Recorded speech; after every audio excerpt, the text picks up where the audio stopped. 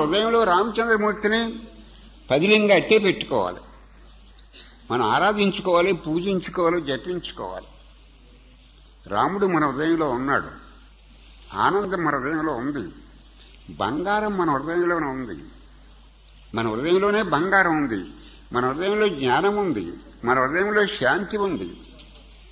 మళ్ళీ సంసార చక్రంలోంచి విడుదలవటానికి మన హృదయంలోని వస్తువు తెలుసుకుంటే విడుదల అవుతాం. కానీ బాహ్యమైన ప్రక్రియల విడుదల అవ్వలేము. ఇవన్నీ టెంపరరీ.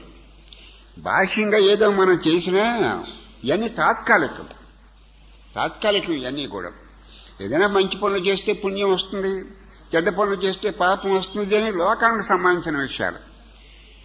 ఈ పుణ్యం, ఈ పాపం, ఈ పుట్టిక, ఈ చావు, ఈ సుఖం, ఈ దుఃఖం, ఈ సంతోషం, లేకపోతే మరొకటి శాంతి, అశాంతి, అన్నిటిలోంచి ఈ కష్టాలు, నష్టాలు, దుఃఖాలు, బాధలు, భారాలు, మొత్తం ఈ సమస్త గొడవల్లోంచి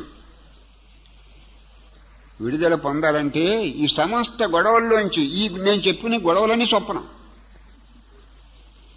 పుట్టికి స్వప్నం, చావు కూడా నిజం కాదు స్వప్నం. మీకు ఎప్పుడైనా కష్టం వస్తుంది, అది స్వప్నమే. మీకు ఎప్పుడైనా సుఖం వస్తుంది, అది స్వప్నమే.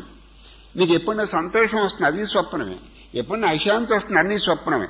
ఈ మహా స్వప్నంలోంచి మనం విడుదల పొందాలంటే మన హృదయంలోని బంగారం తెలుసుకోవాలని కొద్ది దారి లేదు. అసలు ఇంకో దారి లేదు అసలు. అయితే ఈ హృదయంలోని బంగారాన్ని తెలుసుకోవడానికి మీరు భక్తి మార్గంలో ప్రయాణం చేయండి, కర్మ మార్గంలో ప్రయాణం చేయండి, ధ్యాన మార్గంలో ప్రయాణం చేయండి, వివేకం జ్ఞాన మార్గంలో ప్రయాణం చేయండి.